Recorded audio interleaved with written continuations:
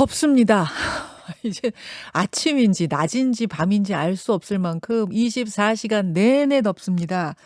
그런데 여러분, 오늘부터 더 덥답니다. 공식적으로는요, 오늘이 장마 끝이래요. 예. 오늘이 전국적으로 장마가 다 끝나는 날이랍니다. 그래서 이제 오늘부터 본격적으로 더 덥다는 얘기인데, 이번 주에 낮 최고 기온 40도까지 갈 것이다라는 이야기를 처음 한 분이 이분이세요. 이게 그냥 한 이야기인지 뭐 어떤 데이터를 근거로 하신 얘기인지, 그렇다면 2018년 그 최악의 무더위보다 더 덥다는 얘기인지 직접 확인하겠습니다. 반기성 K웨더 예보센터장 연결이 되어 있습니다. 센터장님 나와 계세요. 네, 안녕하세요. 서울은 일찌감치부터 비가 그쳤었는데 사실 네. 전국적으로는 장마 끝이 오늘이라고요? 네, 그렇습니다. 음. 실제로 이제 올해 장마가 늦게 시작을 했죠. 제주도 같은 경우는 2주 늦게, 서울 같은 경우는 9일 정도 늦게 시작을 하면서 7월 3일 전국적으로 동시에 시작을 했는데 오늘 네. 전국적으로 동시에 끝납니다. 오늘까지 이제 오늘 끝나는데 오늘도 소나기 소식은 있습니다만 예. 일단 내일서부터는 이제 소나기 없습니다. 본격적으로 북태평양 고기압이 북상하면서 없을 것으로 예상을 하고요. 예. 다만 올해 장마라고는 했지만 장마다운 날씨는 아니었죠. 아니 잠깐만요. 뭐, 지금 센 네. 소장님. 이게 지금 17일 동안 이게 장마가 제대로 온 느낌이 아닌데 네네. 생각해 보면 지난 5월, 6월에 비 엄청 왔거든요. 하루 걸러 하루씩 왔거든요. 네네네. 그때 그게 장마였는데 전문가들이 놓친 거 아니에요? 아니요, 그렇게 실제로 말씀하시는 분들이 많습니다. 네. 사실 일본 남부하고 중국 남부 쪽이 5월 11일 날 장마가 시작했습니다. 예. 그리고 이제 우리나라가 5월에 비가 많이 내렸거든요. 예. 그때 뭐 거의 1.5일에 한 번씩 내렸는데, 네. 이제 그러다 보니까 우리나라는 장마 아니냐, 이거 이렇게 비가 자주 오고 그랬는데, 저 5월, 6월은 우리나라 상층으로 굉장히 찬 공기가 위치하고 있었습니다. 그러다 보니까 장마 전선 자체가 북상을 하지 못했어요. 장마란 거는 그냥 비가 많이 와서 장마가 아니라 그 장마 전선이 쭉 올라왔다 내려왔다 요게 장마인 거죠? 네네, 그렇습니다. 장마 전선이 올라오면서 이제 그 장마를 해서 그게 올라왔던 게 7월 3일입니다. 예. 근데 이제 올라오고 나서 이제 장마다운 장마 전선이 또 별로 없었습니다. 그건 왜 그래요? 왜 기존의 이건 패턴과 달랐던 거예요?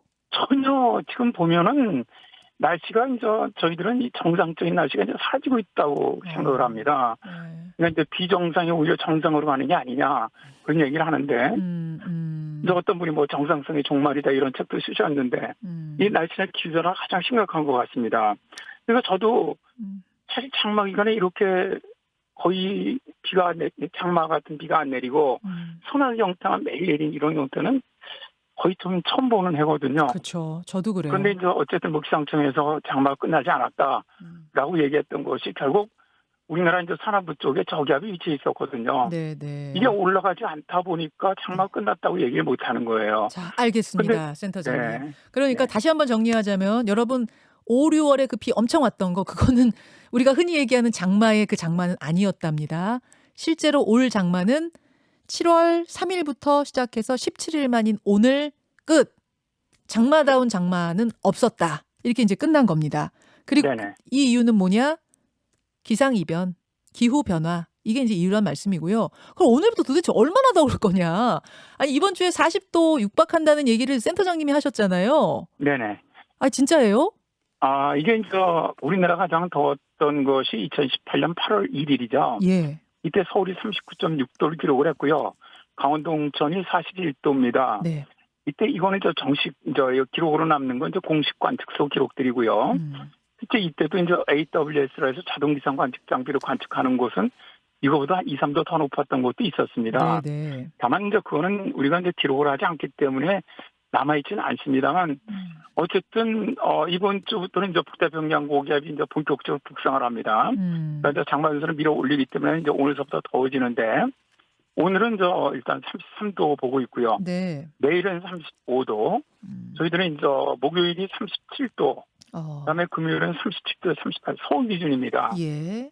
이 정도 기온이 올라간다면 자동 기상 관측 장비로 강원 영서 지역이라든가 경기 동부 지역 이런 지역은 40도까지 올라갈 가능성이 있다는 것이죠. 그 말씀이군요. 그러니까 뭐 전국이 네네. 다 40도 이런 건 아니지만 그런 건가요? 40도를 찍는 지역이 나올 수 있을 정도의 지금 그런 추세라는 말씀이세요.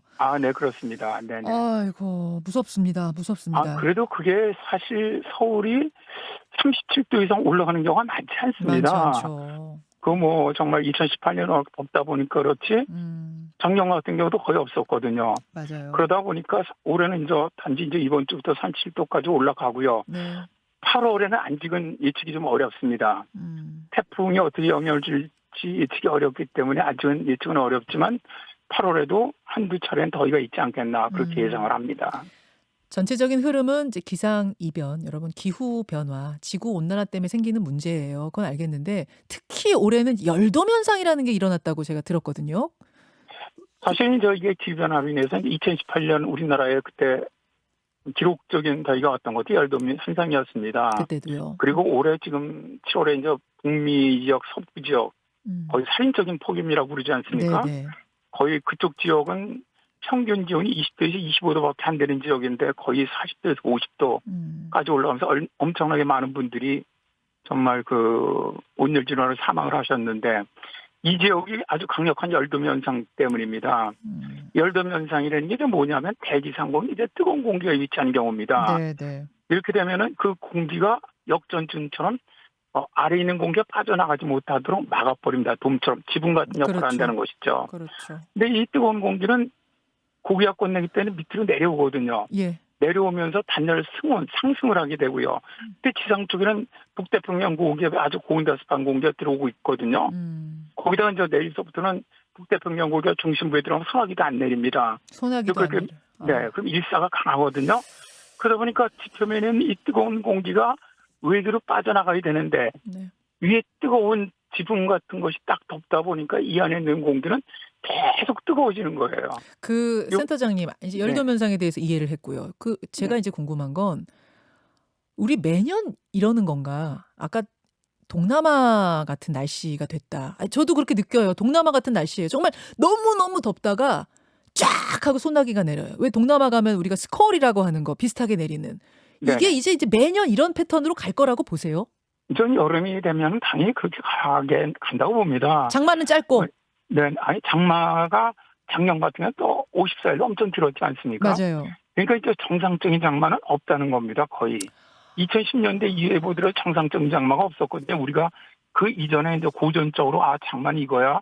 보통 1년에 2일에 34일 정도 있고, 제주도 며칠 이런 장마는 이제 없어지는 것 같아요. 알겠습니다. 거의 보면 변화가 심한데, 이제 문제는 지금 우리나라도 제주도나 남해안 쪽은 아열대 기후입니다.